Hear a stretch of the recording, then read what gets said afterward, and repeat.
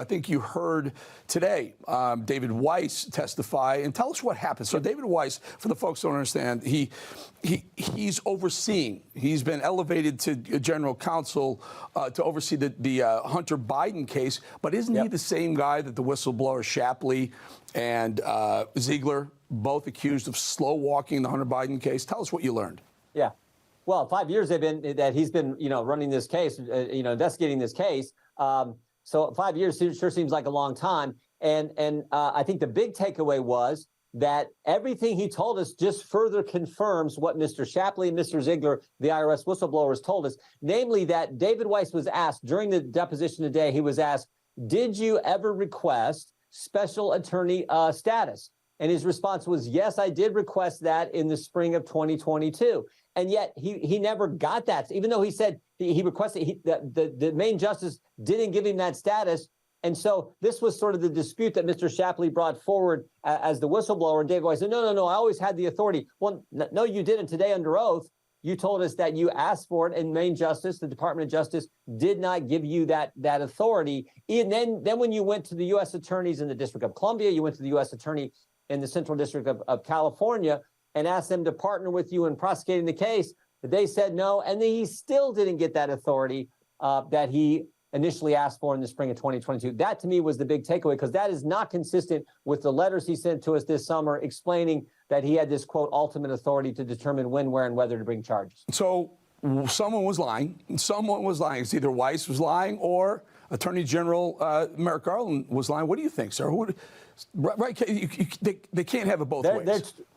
Well, that's the point. They're trying to say, well, even though I asked for it and wasn't given it, they didn't deny it to me. And that's like, well, that doesn't make sense. But that's in essence what David Weiss said today in this deposition. And that's what Merrick Garland has said. He says if he would have asked for it, we'd have given it to him. Well, he did ask for it and he never got it. Why is that the case? So that was the concern. I think they're trying to have it, as you say, both ways. Ultimately, this August, after everything fell apart, after they go to the judge with the sweetheart plea deal, and Judge Noriega says, no, we're not going to take this. This is unprecedented. I've never seen anything like this. And she puts a no on that. Ultimately, then and only then did David Weiss actually get special counsel status from the Attorney General. So Shapley and Ziegler say David Weiss slow walked the investigation. They also, I don't know if they did, but we also believe that there was some sort of sweetheart deal that blew up because they were looking for a blanket amnesty going forward, and the judge was smart enough to say, hold on. But sir, didn't Hunter get excused of one of the more pressing crimes he was I guess charged with, the gun charge? Well, yeah, that's true. But I think the bigger takeaway, Eric, is that they let the statute, Mr. Weiss and his investigation, they let the statute of limitations lapse for tax years 2014, 2015. Those were the years when Hunter Biden was getting the income from Burisma. I mean, lots of money, millions of dollars that he never paid never paid taxes on.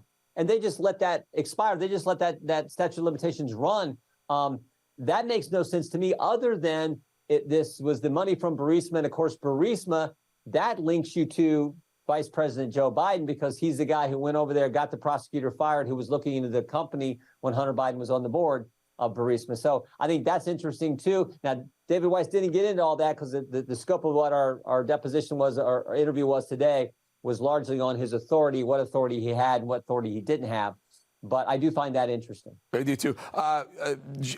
Congressman James Comer is going to be on the show tomorrow night. He's promised some subpoenas going out very soon, and maybe some of this will have overlap with judiciary, yes? Yeah. We're going to be, the plan is for us to help with those depositions when they happen. Good. But we need to talk to Hunter Biden. We need to talk to James Biden. We need to talk to people who bought his artwork. We need to talk to the guy who paid Hunter Biden's tax bill. There was a guy just, out of the blue comes at Shazam, I'm going to pay his tax liability. We need to talk to that guy. So there's a number of people that we want to bring in for depositions, and we're going to do that. Maybe Hunter sent him a painting or two, and let's call it even a couple $1 million bucks. Let's call it even. Chairman Jim Jordan, thank you so much for your time. You bet. Thanks, Eric. Take care.